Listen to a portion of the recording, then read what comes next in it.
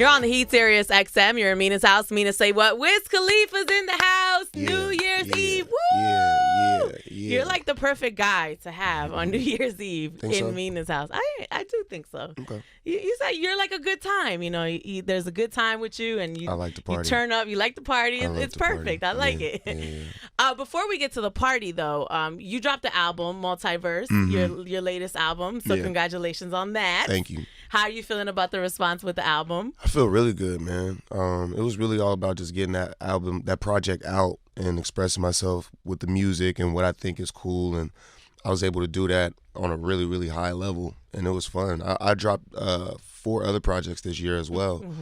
So, it's just, a busy year, just establishing that sound and letting people know what I'm doing and where I'm at musically. Yeah. Yep. So I like the cover art. It's like a painting of you and 3 women. What was the inspiration for that? I wanted it to look like a tarot card. Like, I love that.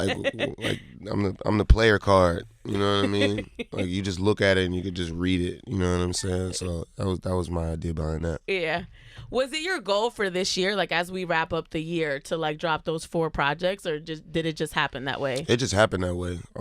I've always been like really active with music, but I think just the way that people digest things differently, they digest things differently these days, and then with streaming, it's a little bit different as well. So there's just multiple ways to get the same thing done, and I didn't really feel like just sitting around and only doing one project. I had a lot, to say. I got a lot of music stashed up still. And, I just love putting out music.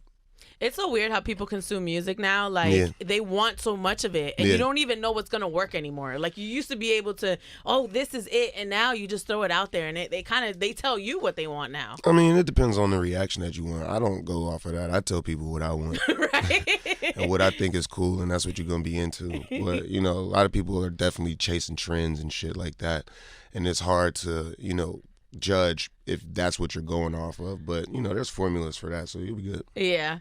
So there's a song called Memory Lane, and I was watching the video, and the video is so deep. So the video starts with the girl is in the doctor's office, and she wants to get her memory erased. And then you're like, what is that about? Then you realize she fell in love with someone, and I guess the pain from the breakup was so much that she wants to forget this person. Tell me about that, because you really had me thinking when I saw the video. I mean, I feel like everybody can relate to that. Like, it's difficult getting over, a situation, or, having memories that are really good ones, and then, trying to forget about somebody or trying to move on.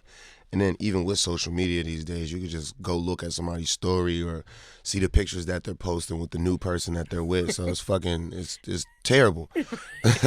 But the song to me is just a real song. It was something that I wanted to touch on. And I did the song with Hitmaker, so they already had the hook written. And, I just kind of came up with my own story for what the hook meant to me. And I dove in and I did those 3 verses, and I kind of wrote a story about it. And it was just something that really stood out to me. And even when we first started rolling the album out, I was like, this is one of my favorite jams. Yeah. It's not like your typical song that's out right now, but it's going to reach a lot of people. It's going to touch a lot of people. And that's what my music does, man. It makes people feel like a certain type of way. It gives you those nostalgic feelings or those memories or those whatever it is. So it just kind of worked perfect. Is that like from personal experience? Are you that kind of person, like when your heart is broken, you kind of just want to forget? I think growing up, I moved around a lot, so I didn't really like make a lot of attachments to people. So if I was friends with somebody, I wasn't gonna see them, in 2 years after that. So I had to get used to like just dipping away from people. But the older that I got, the more I value relationships and try to hold on to them. Like, even if shit do get rough, that don't mean it's the end of the relationship or our friendship or whatever it is. Like, we could work through that and still be, better later. That's how I feel. I feel like sometimes people are there for like maybe a season, and I'm more like grateful that they were in my life and they gave me that happiness, even if it didn't like last. Whereas I'm not the person where I'm like, I hate you and I want to forget everything. So your video made me think about like the kind of person that I am and how I deal with heartbreak. You know, if you got somebody who's significant, it's hard to just get over them like that. So. Yeah, it's difficult. Wiz, so do you have any like traditions for New Year's Eve? Do you do anything like consecutively every year? Smoke a ton of pot. I usually get dressed up pretty nice. Yeah. Like put on like a little suit or something like that. You know, a nice Celine suit, some boots. Get really drunk and probably pass out before the ball drops. Yeah. So in my family, we do grapes. We eat like a grape for every month, and then we make a wish. Okay. But it's supposed to be like meaningful things, not like I want a Celine hat, but like I want love. Hey, man, you just gotta ask for it. And peace and happiness. So it's funny asking people this, because a couple of people have come through tonight, and I asked people, and you know, some people have like a whole bunch of traditions, and some people don't. Yeah, you know? no, I don't have any. Just getting faded as fuck. That's it. Yeah. Yeah. I want to talk about your movie roles, because I was actually reading that you have a movie coming out next year, Spinning Gold. Yep. And you're playing George Clinton. And then I went and Googled like George Clinton from the legendary group, you know, Parliament, and he's very eclectic. He got the hair, different colors, you know, he's very flamboyant. How did you get into character for that?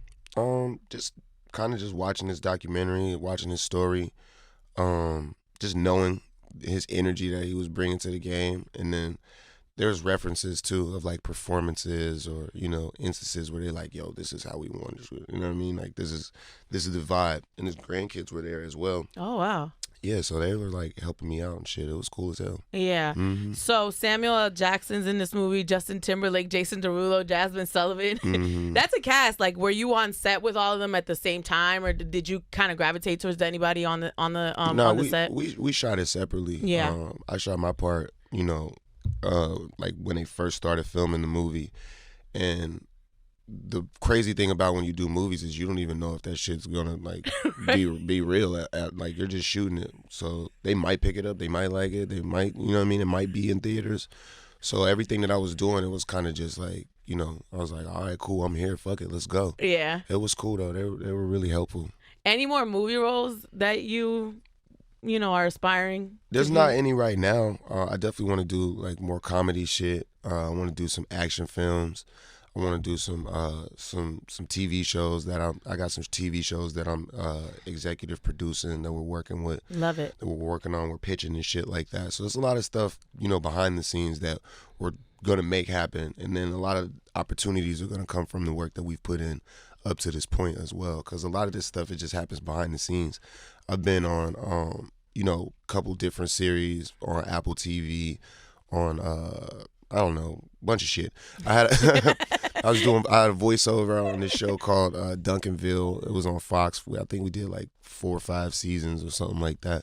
So I've been working, I've been grinding. So it's just gonna, you know, all pay off. I love it. In due time. Yeah. I was reading all your business ventures. I don't think people really know. Like, they know now. They need to know. Can you talk about all your business ventures? Because I was very impressed. Yeah, Khalifa Kush, Liquid Death, McQueen, PFL. Yeah, the list goes on. Pack Bowls. It's a restaurant, right? Yeah. GLD. There's a lot going on over here. So it's the weed business, the restaurant business. I got a mushroom company. The mushroom company. Yeah. At the MMA, what? That's PFL, the Professional Fighters League. Right. Yep. What?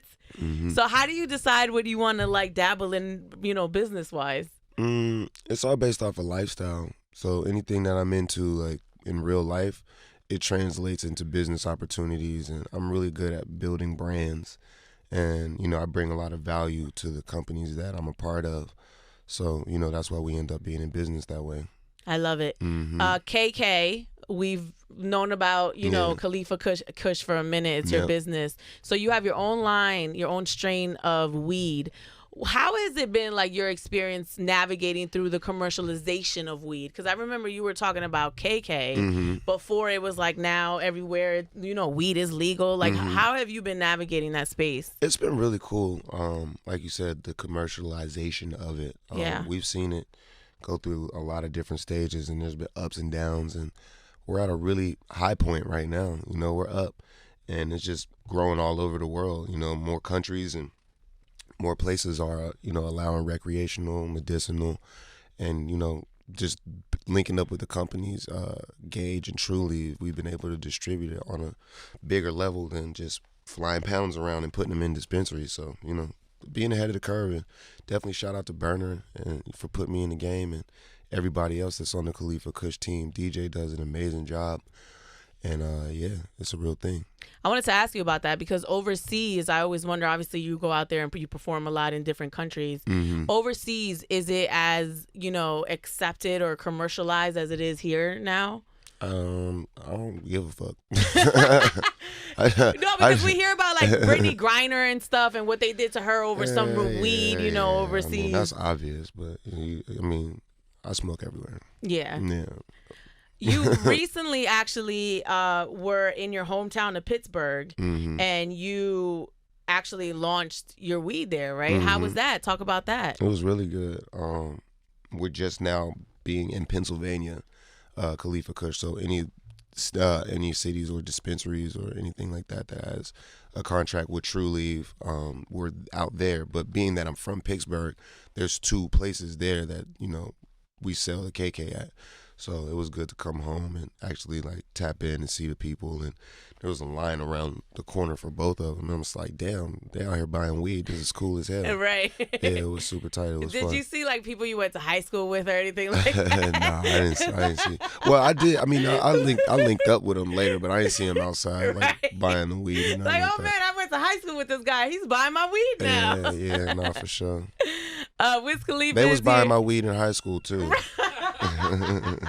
Your mom is here, and they were like, yes, they were. My mom knows. Taylor Gang Entertainment. Tell me about that. It started pretty much as soon as my career started. Right. Man, it's my label. It's my fan base has always been Taylor Gang as well. So it's like a family thing. And we have artists. We have artists signed to the label, and then we manage artists as well. We got producers. We got all types of shit going on. That's where I was going with this, because I've seen like this elevation of this is not just my label anymore. Right. Like producers. I think I read sports people as well. I mean, this is not just an entertainment thing. I mean, like a music thing anymore. It's kind of like an agency for like everything, which I think is amazing. Yeah, thank you. So how do you pick who you like? How you sign? Who's a part of who we deal with? It's just based off of the influence, like whoever's not hot at the time, but you can see they're gonna grow, or they bring value to it, or they can make something out of. You know what I mean? Because it was funny when old girl asked me, do I do social media? Because like I'm OG social media, but a lot of people, they don't understand like what that is or what that feels like or what it is to like make trends and go viral and shit like that. And a lot of people that we deal with, they do understand, what that is. So right. It helps everybody. I love it. Yep. Your mom is here. Of course, it's New Year's Eve, so you have to have your mom here. Yeah. You're not going to ring in the new year without your mama, right? Mm-hmm. I love how much of a dad you are as well. Like, I watch all the videos. I just had a baby 3 months ago, so I have, like, a different appreciation for my man and how, like, present he is and how good he is with our daughter. Mm-hmm. And, like, you're amazing with your son. Can you talk about that dad life? Yeah, I love being a father. It's the best thing. It's my favorite job. Yeah. And I take it really serious. And, there's times where I just zone out and that's all I'm focused on. And I've worked hard enough to be able to, afford myself that time.